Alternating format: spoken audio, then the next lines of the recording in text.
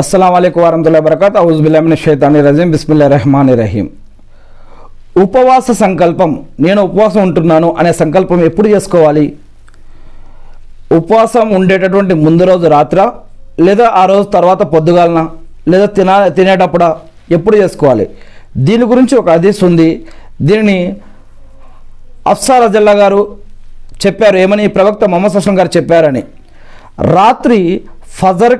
రాత్రి మరియు ఫజర్కి ముందే ఉపవాస సంకల్పం చేయని వాని యొక్క ఉపవాసం నెరవేరదు అని చెప్పారు అని. ఈ యొక్క హదీస్ తిర్మిజీ, అబూ దావూద్, నసాయి, దారమి ఇలా 4 హదీస్ గ్రంథాల నుంచి ఒక హదీస్ తీసుకోవడం జరిగింది. ఈ ఉల్లేఖనం హఫ్సా రజల్లాహు గారితో ముగిసింది అని అబూ దావూద్ గారి యొక్క అభిప్రాయం. ముఅమ్మర్ జుబైది ఇబ్నే